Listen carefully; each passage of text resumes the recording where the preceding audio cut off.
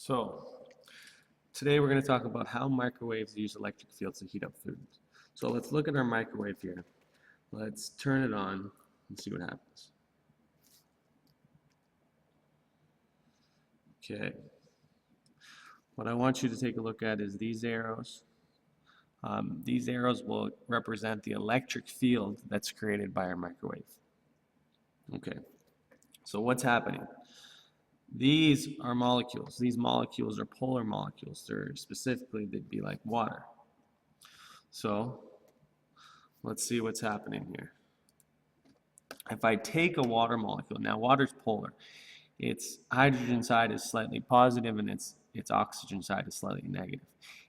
Now my electric field is going to tell me the direction, remember from a couple classes ago, it tells us the direction that a positive charge would go. So this positive charge up here, if I put this inside the electric field, it's going to want to go in the same direction as the arrow. It's going to line up with the arrow. Okay, now what a microwave does is, if you notice, it changes the direction of the electric field. The electric field goes up and then down, then up and then down. Now if we just pause this in one moment in time, we'll see in some regions the electric field is up, and in some regions the electric field is up, and in other regions it's down. So here's our microwave. Here's our electric field.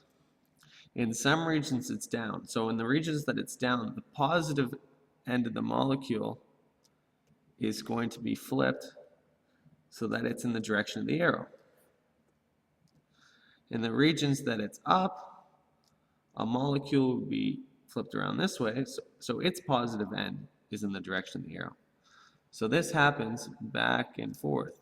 So in different regions we'll have the positive end pointing down, positive end up, positive end down, and positive end up. Now, this is just a snapshot in time.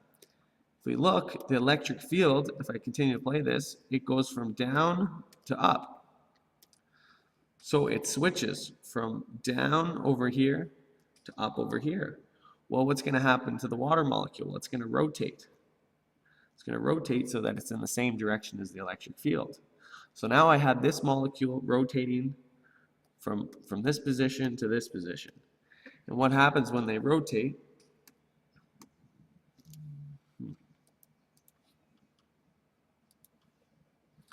Let's see, as they rotate, you'll notice they're going to bump into each other. They bump into each other. And when they bump into each other, the temperature increases. Why is the temperature increasing? Well, if you rub your hands together, you can feel the friction between your hands. So what's happening is this is increasing the kinetic energy of the coffee or the drink or whatever's in the microwave.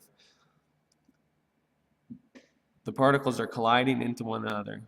More collisions means more kinetic energy. More kinetic energy means a higher temperature.